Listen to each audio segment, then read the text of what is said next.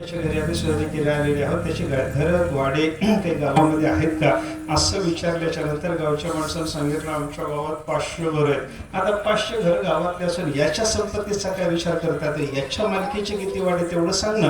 नाही, याच्या मालकीचे वाडे म्हटल्याच्या नंतर तो सांगतो एकच वाडा आहे. आता 500 वाड्याला काही अर्थ राहिला का सांगा मला. याचा अर्थ काय झाला, ज्याची संपत्ती सांगायची आहे त्याच्या मालकीच्या घराचा विचार सांगितला पाहिजे.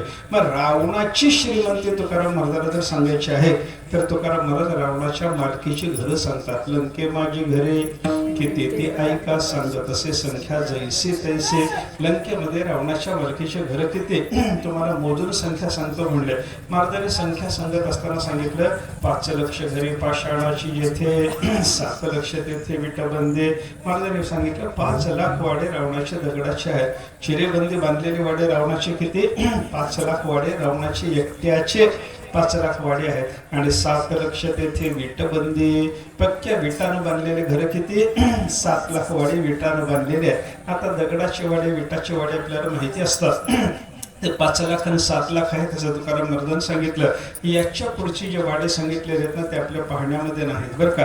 त्याच्याबद्दल वर्णन करताना महाराजांनी सांगितलं कोटी घरे जेथे काश्या आणि तांब्याची. 1 कोटी वाडे रावणाच्या मालकीचे काश्याचे आणि 1 कोटी वाडे तांब्याचे. जर का काश्याचा वाडा तांब्याचा वाडा आपल्या पाहण्यामध्ये नाही बघा. काश्याचे कासं म्हणजे हे आपल्या टाळा करता जो धातू लागतो ना याला कासं म्हणतात. रावणाच्या लंकानगरीमध्ये 1 कोटी वाडे काश्यानं बांधलेले आहेत. 1 वाडा रावणानं जर वारकऱ्याला दिला तर किती टाळ वाजतील हो आपल्याकडे, वाजतील की नाही, वाजतील की नाही सांगा ना मला. वाजत नाही बरं का. रावणानं द्यायचं ठरवलं तरी घेऊ नका, कारण रावणाच्या संपत्तीतल्या काशाचा टाळ केला तर कीर्तनात वाजत नाही. कुठं वाजल मला सांगता येत नाही.